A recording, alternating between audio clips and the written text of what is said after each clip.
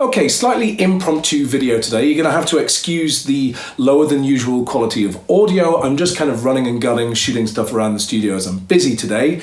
But before I kick things off, I want to remind everyone that the people at Perfect Circuit very kindly provided me with some affiliate links, and using those affiliate links really does help the channel. So if you're in the market for a new synthesizer or anything along those lines, head to perfectcircuit.com. You can find the affiliate link down in the description below.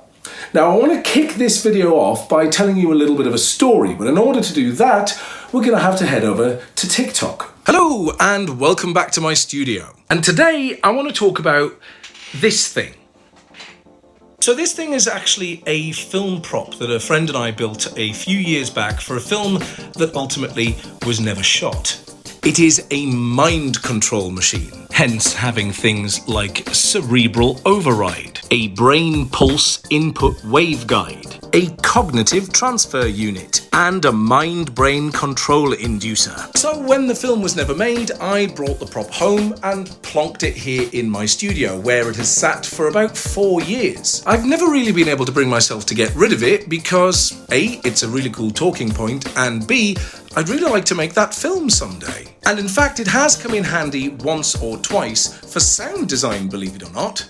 When I was working on one of the Big Finish audio dramas, the toggle switches and various other bits and bobs became the sound of the TARDIS console. But this thing is 4 feet tall and sits in a 2-foot square. And that's just space that in my studio, I can't really afford to waste on a machine that doesn't really do anything. And so I thought I'd make this little video to tell you guys what it is, because it's sat in the background of quite a few TikToks, because it's finally going the journey. But fear not, it's not going completely. I'm actually giving it to a film studio over in Sunderland, where hopefully it will get a second lease of life as an actually used screen prop. But there you go, my mind control machine. So, with the mind control machine prop now gone, I can start to address some of the storage and racking issues that I have in this space. And there are several options out there, some large multi-tiered keyboard racks available, but I'm a bit of a cheapskate and I want to see if I can do this on a budget. So I have found a solution, but before I tell you about that solution, first I need to move the stuff that's already in here. It's never not weird to see the Juno 6 out of the studio. Christ, it's dusty. Yep, that's going to need a clean before it goes back in. And of course, the same goes for the Yamaha DX7. Now actually, the Yamaha DX7 is one of the reasons why I initially thought going the budget route might not be such a good idea. Because anyone who's ever owned, played, or God forbid, gigged with a DX7 will tell you they are heavy. When I was in my university days, I once carried a Yamaha DX7 across the entire town of Colchester and it damn near killed me. So whatever solution we find has to be really sturdy. My solution lies here, with a 5-tier garage shelving unit from G-Rack. Now this particular unit cost only about £50, and each shelf can hold a whopping 175 kilograms, so that's more than sturdy enough for what I need. I should be able to load it up with synthesizers, tape machines and all sorts, and it will do just fine. Some assembly required though.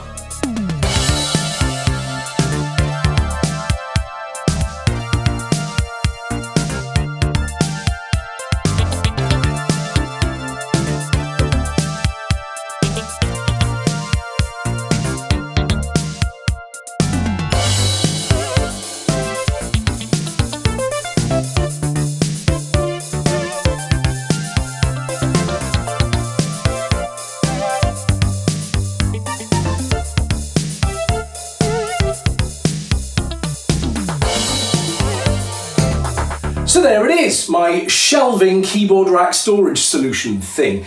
Now you may be looking at it and you might be thinking that it's a bit bare bones, and it is, because this is not the end of the solution.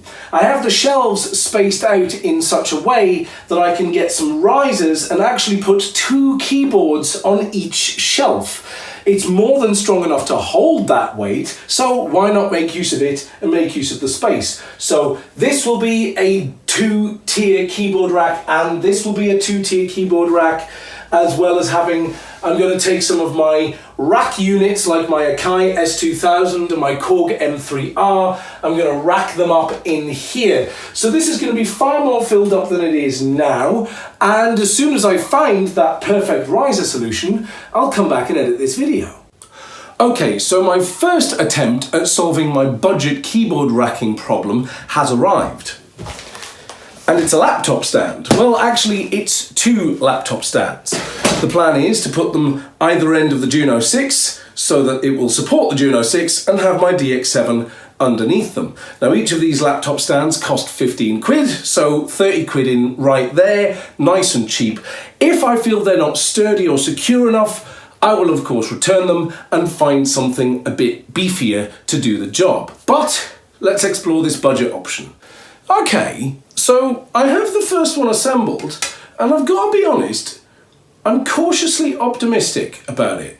And not only am I optimistic about the build quality, but it also comes with two of these really very sturdy locking clamps. So I could clamp the whole thing to the shelving unit, and that should add yet more stability. So bear with me while I build the other one.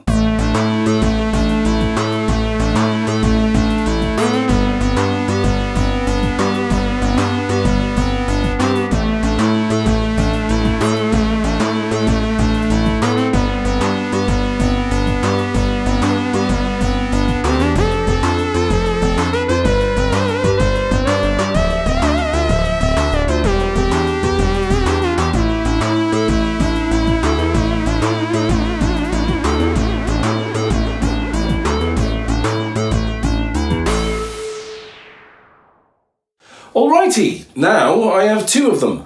Let's see how they fare holding up a vintage synthesizer. Alright, you know what? I was 100% prepared for that to fail. But that's pretty damn solid. I mean, you know, you press hard enough, you're going to get some wobble, but probably no more wobble than on the proper two-tier keyboard stand that I had previously set up in here. I'm very impressed. So for 30 quid, you know, I've got one stand under here, one stand under here, so it's well supported. And for 30 quid for the pair of them, the DX7 is just standing on their feet. And I just think that's spot on. The only issue I have is lighting, but a strip of LEDs under here, you know, isn't going to cost very much. And of course, it's going to look pretty sexy too. So I'm actually pretty chuffed with that. I don't need to go for revision 2. This, for me, is working. Let's see what else we can get on this shelf. So, here it is, my big old wall of stuff. I've managed to get my Juno 6, my DX7, my Mini Brute Pro 1, Neutron, a couple of tape machines, my Micro Korg, some rack gear. I've got plenty of space to expand. None of this is wired for audio or for MIDI yet. I think that's probably a topic for another video altogether. But it just goes to show you that your studio storage problems can be solved without necessarily breaking the bank to purchase a large bespoke keyboard rack. The shelving unit cost £55 and the laptop stands that the Juno is sitting on cost 30. So 85 quid for all of this space, and it's super configurable. I've got all of this different kind of stuff on here as it is, and if, for example, I decided in the future to get another large-ish keyboard synth, I can put it on any one of these shelves without any problem.